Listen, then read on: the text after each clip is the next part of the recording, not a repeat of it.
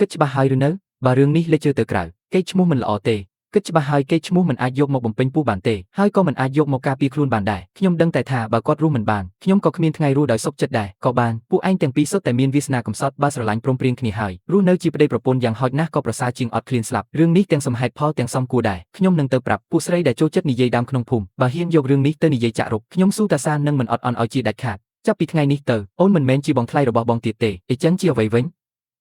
ជាស្ត្រីរបស់បងស៊ូលីជាភរិយារបស់បង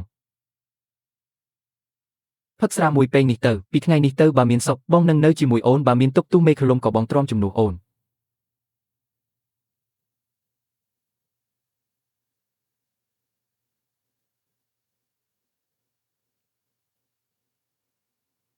យ៉ាសៀវឈៀនចាប់ពីថ្ងៃនេះទៅខ្ញុំលែងជាស្ត្រីមេម៉ាយដែលគេធ្វើបាបបានតាមចិត្តទៀតហើយខ្ញុំជាភរិយារបស់ស៊ូលីថ្ងៃទី2បន្ទាប់ពីរៀបការមេឃមិនទាន់ភ្លឺផងខ្ញុំក៏ភ្ញាក់ដែរពេលបើកភ្នែកឡើងអ្វីដែលឃើញមុនគេ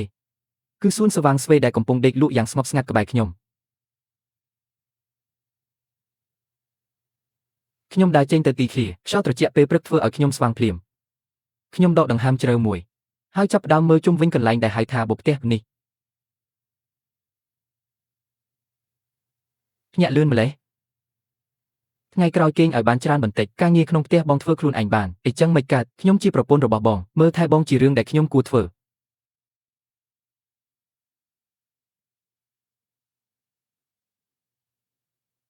ប្អូនទី2កណ្ដាលថ្ងៃស្រឡះធ្វើអ្វីហ្នឹងគ្មានអីទេគ្រាន់តែចង់អបអូនប៉ុណ្ណោះស្វាងស្វេថ្ងៃក្រោយយើងជួសជុលផ្ទះនេះសាជាថ្មីទៅជួសជុលផ្ទះ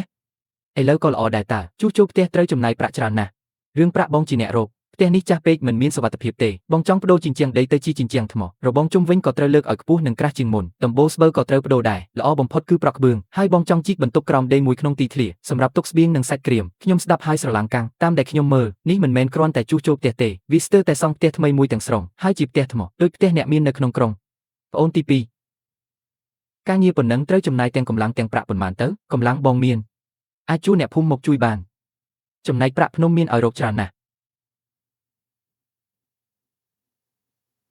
ស្វាងស្វេអូនជឿបងទេ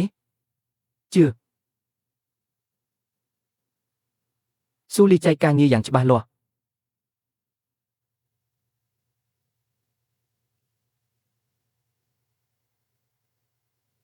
មួយក្រុមទៅជីកថ្មនៅជើងភ្នំហើយដឹកតាមរទេះមកវិញអ្នកភូមិម្នាក់សុទ្ធតែខ្នះខ្នែងមួយក្រុមទៀតទទួលបន្ទុករៀបថ្មសង់ជញ្ជាំងនៅសល់មួយក្រុមទៀតដើរតាមស៊ូលីជីកបន្ទប់ក្រោមដីប្អូនទី2ជំនាញទាំងនេះរៀនពីណាមកសូម្បីជាងពូកែបំផុតនៅក្នុងក្រុងក៏មិនស្មើដែរពីមុនធ្លាប់រៀនពីជាងឈើចំណាស់ម្នាក់ដែលធ្វើដំណើរឆ្លងកាត់គាត់ឃើញថាបងមានទេពកោសល្យទើបបង្រៀនវិជ្ជាខ្លះឲ្យបងអីចឹងសោះពិតជាបានជួបអ្នកមានគុណមែនក្រោមការដឹកនាំរបស់ស៊ូលីការងាររីកចម្រើនយ៉ាងលឿនប្រើពេលមិនដល់10ថ្ងៃផង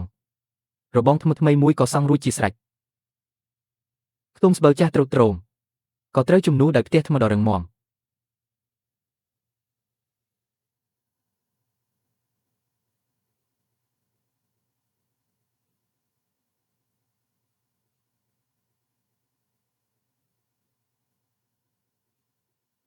ជួយផងហ្វុំសពហ្វុំចោកមួយយ៉ាងធំសម្រុកចូលភូមិយើងឃើញមនុស្សខំទាំងអស់ភូមិរលាយអស់ហើយមានរឿងអ្វី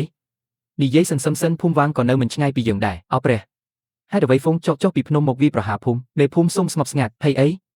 បើមេឃរលំក៏មានអ្នកខ្ពស់ជាអ្នកទៅនេះជាភូមិតកោស៊ូមិនមែនភូមិតកោវាងទេឃើញទេយើងមានជញ្ជាំងថ្មយើងមានផ្ទះថ្មីរឹងមាំទោះហ្វុំចោកមកក៏ដោយពួកវាអាចខំថ្មបែកឬយើងក៏មានមនុស្សច្រើនកម្លាំងក៏មិនខ្វះឲ្យតែយើងរួបរวมគ្នាកុំថាតែចោករອບសិបក្បាលទោះរាប់រយក្បាលក៏ដោយមកហើយនឹងគ្មានថ្ងៃត្រឡប់ទៅវិញឡើយ